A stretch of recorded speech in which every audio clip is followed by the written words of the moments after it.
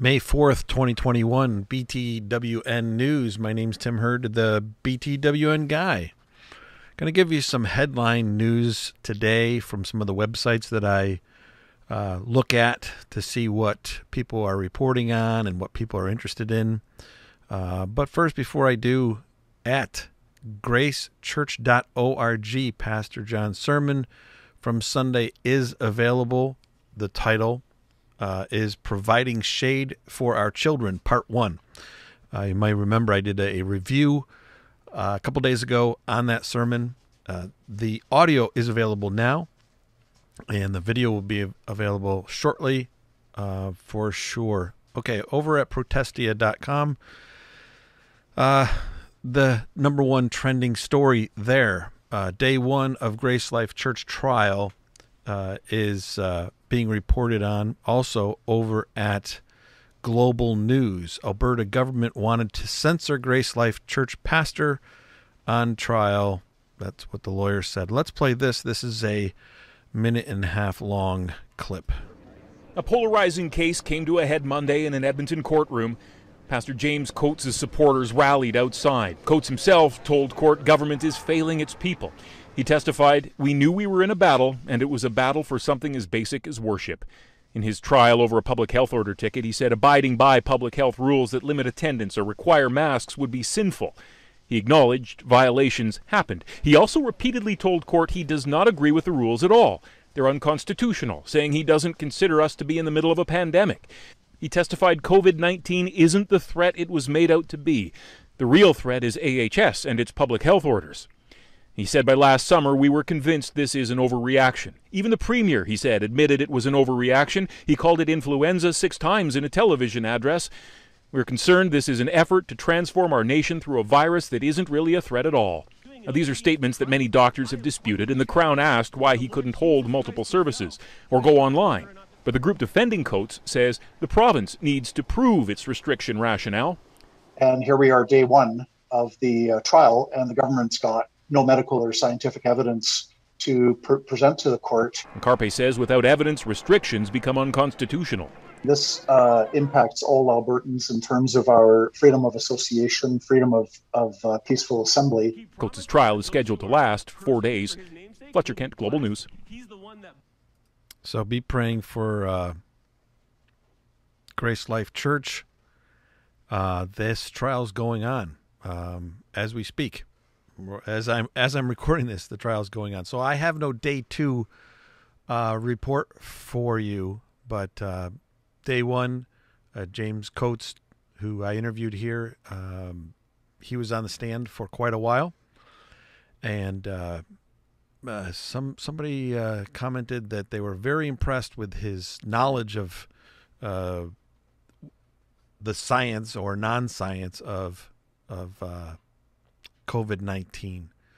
So be praying for that. Before I get to the main story, which is John Piper, you could tell by the thumbnail, John Piper weighing in on Ravi Zacharias. Let me encourage you to go to BibleThumpingWingnut.com. Links to all these articles and all this that I'm sharing with you in the description of this video. This yellow bar is for you to register your email for updates and also giveaways. And by the way, congratulations to Harvey Jeffries. Harvey Jeffries of England. This is his Bible. This will be shipped to him this week in England. Harvey Jeffries, congratulations. You are the winner. If you want to know how to enter yourself into future giveaways, register your email right there on that yellow bar. And while you're at BibleThumpingWingnut.com, click on Support Our Ministry. If you have the means to help me out with what I'm trying to do here, you can send a check. You can give on Patreon, which is tremendously helpful. Somebody subscribed on Patreon this week for $10 a month. That is a true blessing. And then on PayPal as well, you can send via PayPal. On to the main story. John Piper, Ravi Zacharias turned position of power into neediness and woundedness.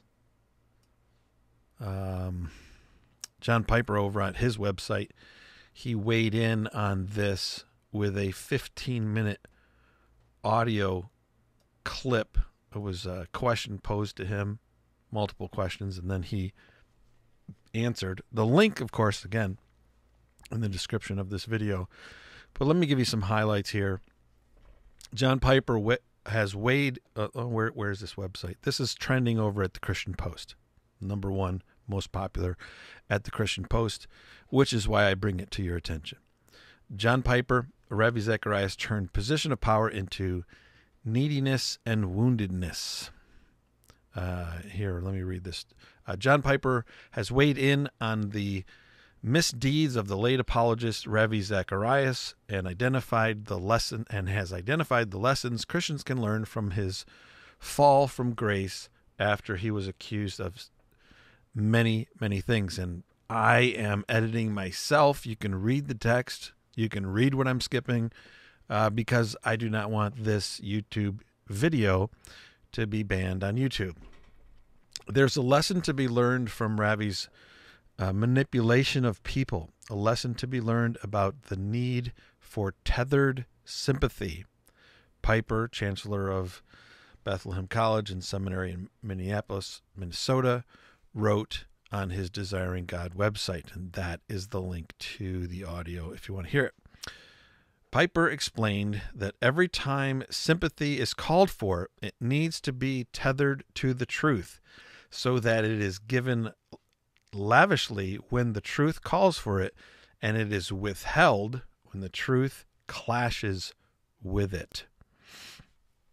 He went on, how did Ravi manipulate people into sinfully providing him with... He did it by demanding untethered sympathy. He portrayed himself as an embattled, burdened, wounded warrior in the righteous cause of the gospel. You can see, I can fully understand how people would fall from that, how people would fall for that.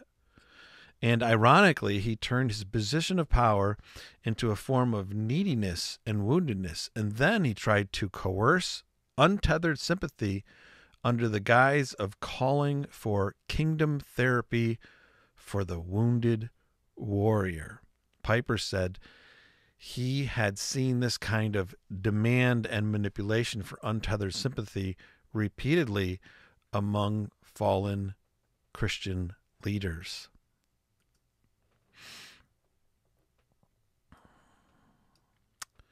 They say, the burden is so great. The wounds are so many. Those who understand me are so few. The weight of faithful ministry, oh, it is so great. I deserve some relief. Have some sympathy on this poor wounded warrior.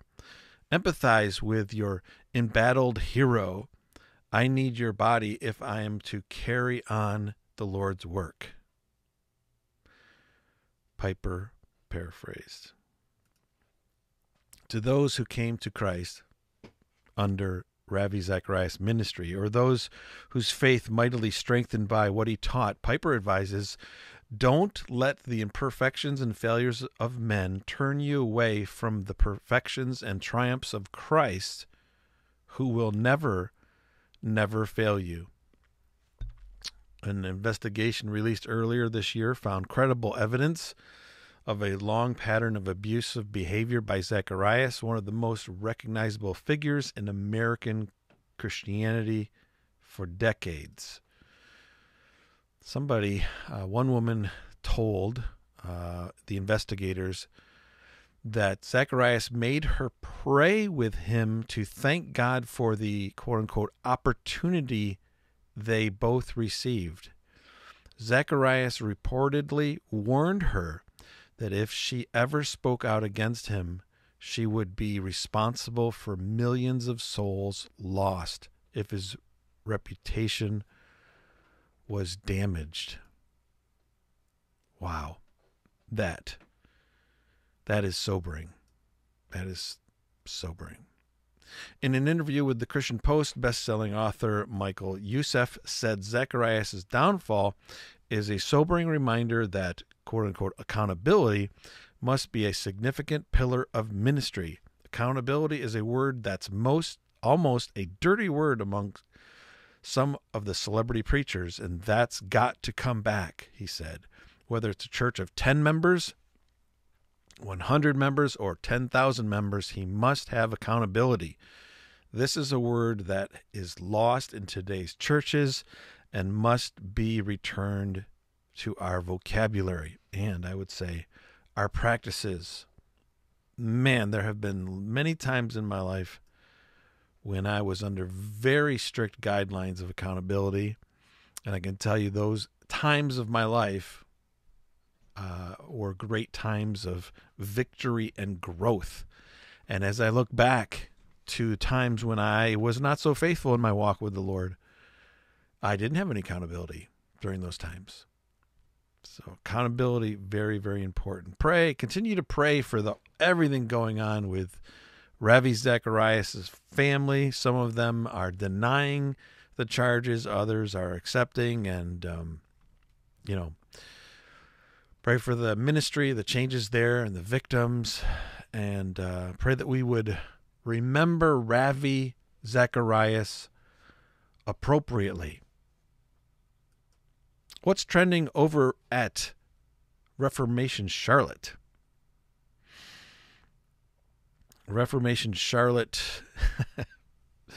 Stephen Furtick claps as T.D. Jakes sexually degrades his wife in front of entire church.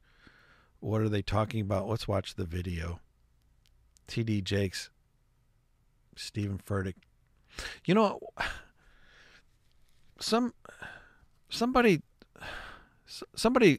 I got into a back and forth with somebody on the YouTube comment thread on the Joel Osteen video, and they were saying, I listen to Osteen and I listen to John MacArthur. Why do you guys keep giving Osteen such a hard time? He's just got a different gifting, and give him a break. Just preach the Bible and let Osteen do what he's doing. What's the big deal? And we went back and forth. And then he's just like, why hammer away at this? Why keep it up? And it just dawned on me, because there's people like you. There's people like you. Like, you still haven't got it. There are preachers that should be completely avoided. And Osteen's one. Stephen Furtick's one. And so is T.D. Jakes. So let's see what Reformation Charlotte has reported here. Let me go to the beginning here. This is from the YouTube channel Watchdog. My lovely wife celebrates you. Stand up, honey. Show him I did good. You're the finest grandmama I ever saw in my life. 5 kids, 9 grandkids, and still rocking it. She can still twerk for the Lord. Give God a praise. That's an image that we don't want to have. A pastor standing on stage and Furtick is clapping as the pastor gives some vocabulary that makes us imagine his wife moving in a certain way that's seductive. Link to all this in the description. I'm going to move on. That is trending over there at Reformation Charlotte. Okay, this is something that was trending everywhere a couple days ago.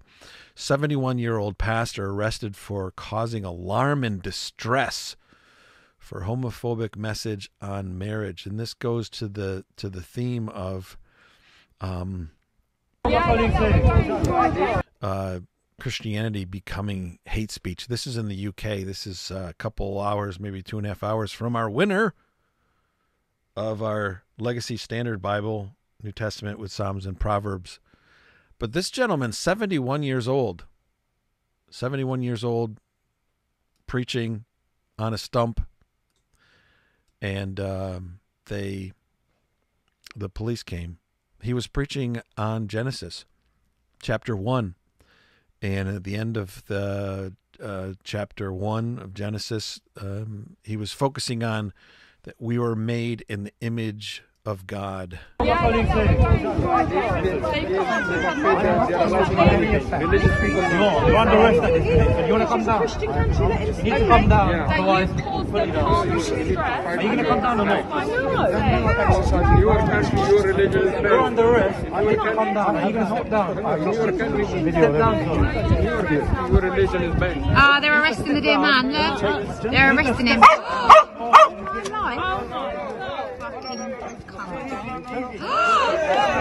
on, you're on camera. You're on camera. You're on camera. You're on camera. You're on camera.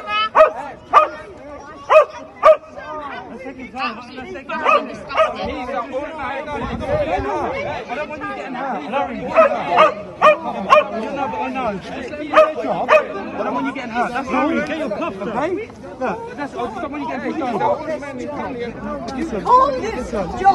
Stop when you getting hurt. This is England. For a man preaching about Christianity, look how he's ripping it. Look how he's ripping it. I saw another 20 seconds of that video, and they were walking really fast with that guy. Let me tell you from experience, handcuffs are painful, really painful.